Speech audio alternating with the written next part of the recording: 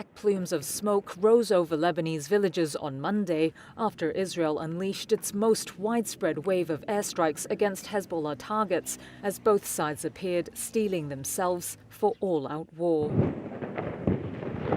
Israeli military spokesperson Daniel Hagari, in a video statement, urged Lebanese civilians to flee immediately from Hezbollah posts, such as those used to store weapons. This is an advance warning for your own safety and the safety of your family. Lebanon's health ministry on Monday said the Israeli attacks killed hundreds of people, including women, children and medical workers. Asked by reporters about a possible Israeli ground incursion into Lebanon, Hagari said the military will do, quote, whatever is needed in order to return residents evacuated from northern Israel to their homes safely. In a video published by his office on Monday, Defense Minister Yoav Gallant told Israelis that the country is deepening its attacks against Hezbollah and urged them to stay calm. Ahead of us are the days when the public will have to show composure, discipline, and full obedience to the directives of the Home Front Command. The difference between success and failure lies in the fact that the citizens entered protected rooms and other places in accordance with the instructions we gave them. Tensions hit new highs as the two sides traded cross-border fire over the weekend. Israeli warplanes carried out the most intense bombardment across Lebanon's south in almost a year of conflict, alongside the war in Gaza, with Hezbollah firing rockets deep into northern Israel. On Sunday, a dashcam caught the moment when a Hezbollah rocket hit the northern Israeli town of Kiryat Bialik. The Israeli ambulance service said that 3 people were injured in the blast. The cross-border conflict sharply escalated early last week after thousands of pagers and walkie-talkies used by Hezbollah members exploded in what was an unprecedented security breach. Israel has neither confirmed nor denied responsibility. On Friday, an Israeli airstrike on a Beirut suburb killed dozens of people, including children, as well as a senior Hezbollah leader and a commander, the armed group said. At a funeral on Sunday, Hezbollah Deputy Chief Naim Qassem told mourners, quote, "We have entered a new phase, the title of which is the open-ended battle of reckoning." Eurozone business activity contracted sharply and unexpectedly this month. Data from a key survey released Monday also showed the bloc's dominant services industry flatlined, while a downturn in manufacturing accelerated. The preliminary composite Eurozone Purchasing Managers Index, or PMI, sank to 48.9 this month from August's 51. It was below the 50 mark, which separates growth from contraction for the first time since February and missed analyst forecasts. The downturn appeared to be wide-ranging. Europe's largest economy, Germany, saw its decline deepen, and France returned to contraction following August's Olympics boost. Overall, demand fell at the fastest rate in 8 months, while the new business index also plunged. A services PMI sank to 50.5 from 52.9, well below analyst projections, and that was despite firms raising charges at a shallower rate. Services inflation eased, and the output prices index also dropped to its lowest reading in 3.5 years. One leading economist argued the Eurozone is heading towards stagnation. But they also said news that both input and output price inflation has slowed down will be welcomed by the European Central Bank, which has closely watched out for persistently high inflation in services.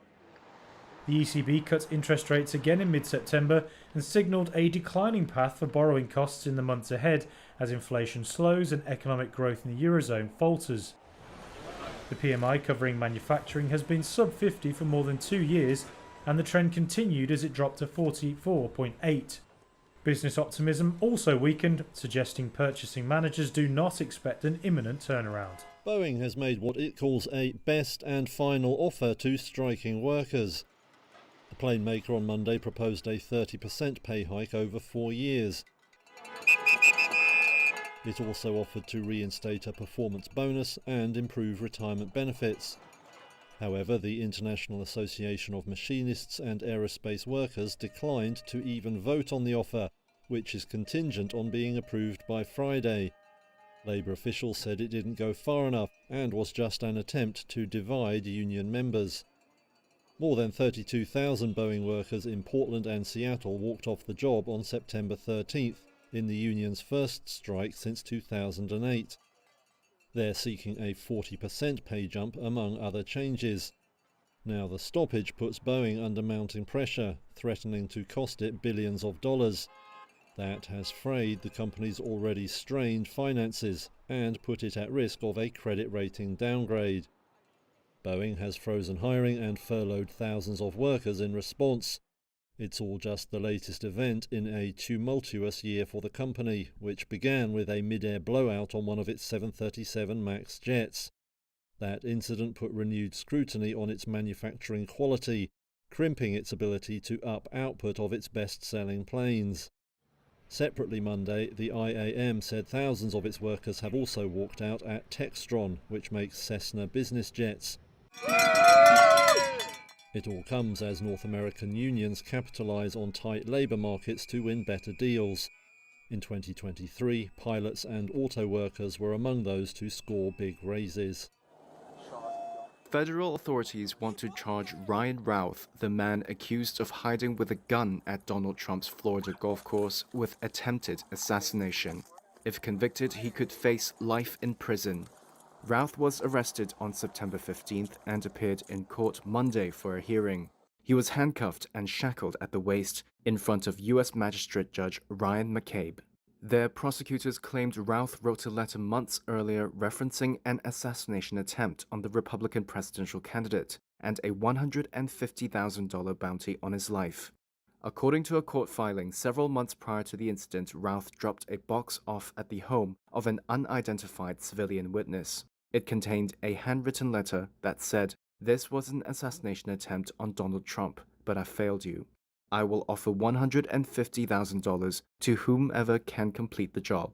A lawyer representing Routh argued that perhaps the letter was a publicity stunt.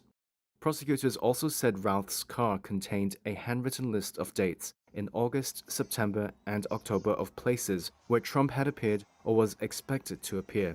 They added Routh assembled a sniper's nest near the 6th hole of Trump's West Palm Beach golf course in an attempt to kill him, and was only stopped when a U.S. Secret Service agent opened fire.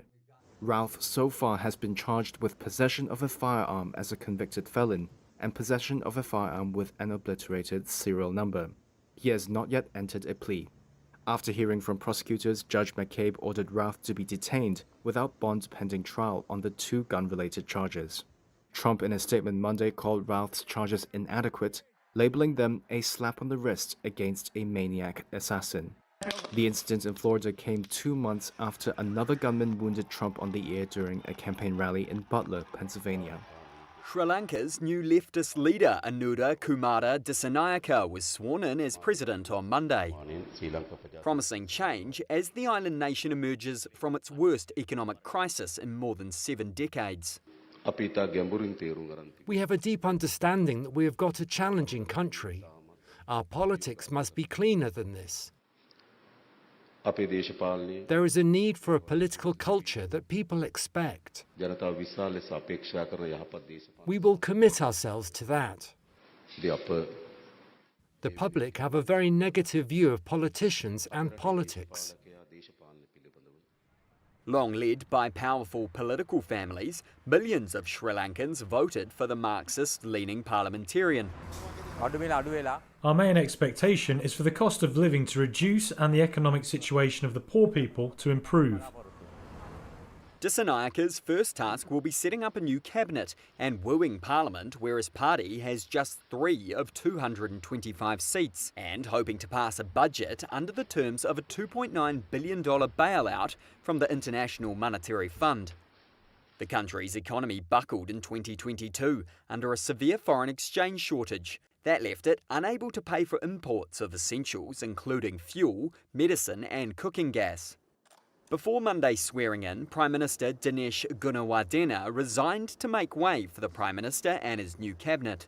Gunawardena took over as Prime Minister in July 2022 after former President Gotabaya Rajapaksa fled and resigned amid protests unleashed by the crisis.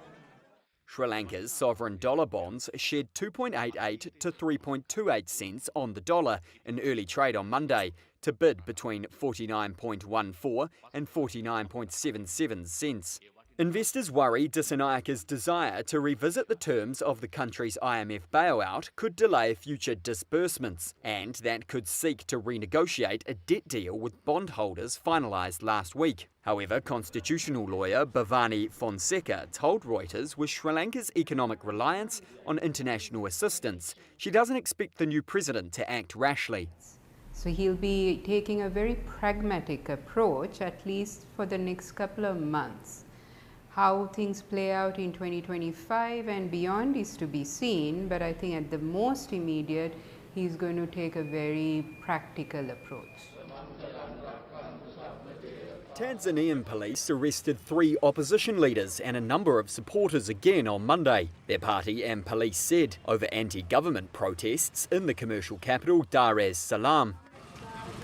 The main opposition party, Chadema's chairman Freeman Bowie, was detained on the street. His deputy, Tundu Lissu, was taken from his home. That was amid plans to demonstrate against alleged killings and abductions of government critics. Both men were also briefly arrested, along with hundreds of supporters last month.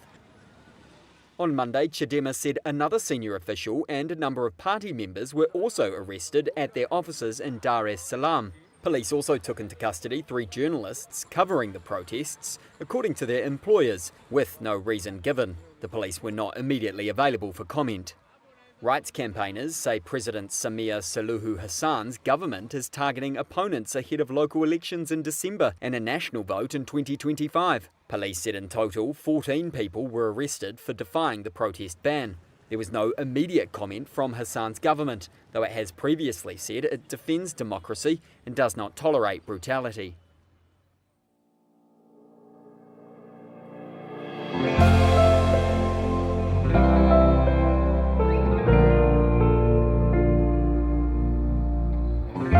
U.S. stocks ended modestly higher on Monday after a trio of Federal Reserve officials backed the central bank's 50 basis point rate cut and supported future cuts.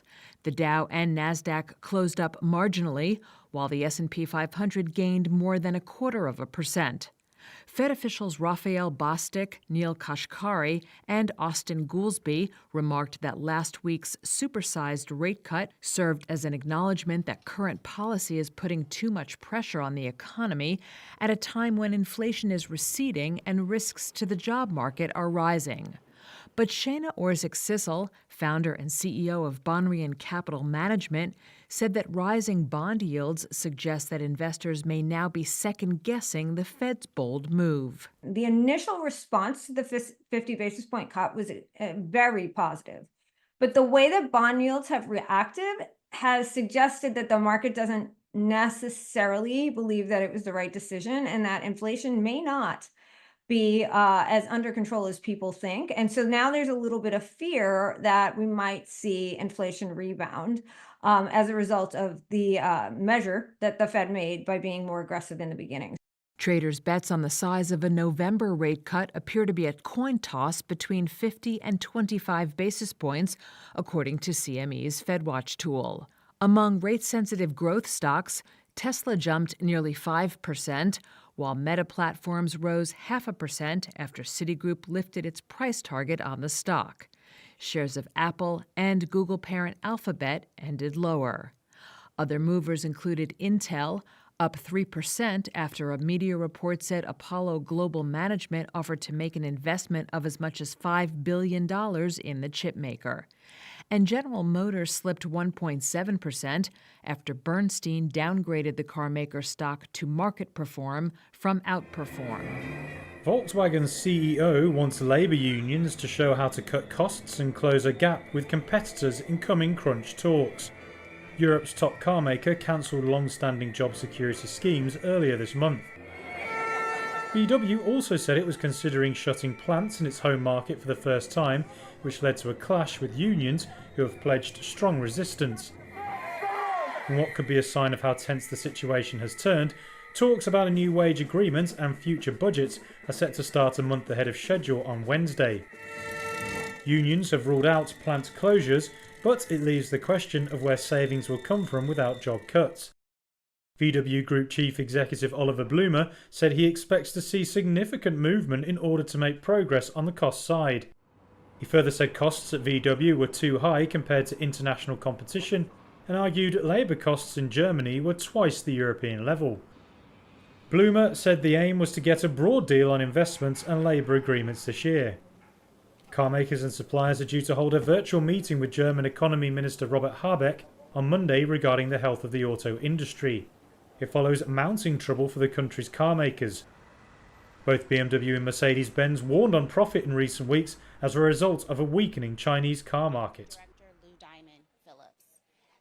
You might be wondering, well, as we speak, a lawsuit is being filed in California, in San Francisco Superior Court.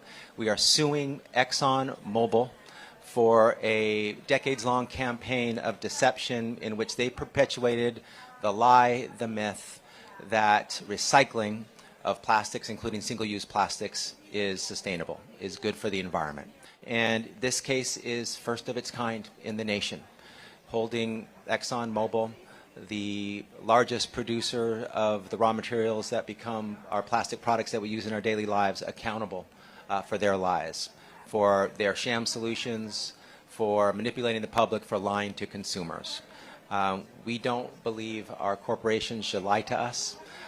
They've done it for decades, knowingly perpetuated the myth of recycling, and they deserve and need a judgment day, and we are going to bring it to them with our lawsuit.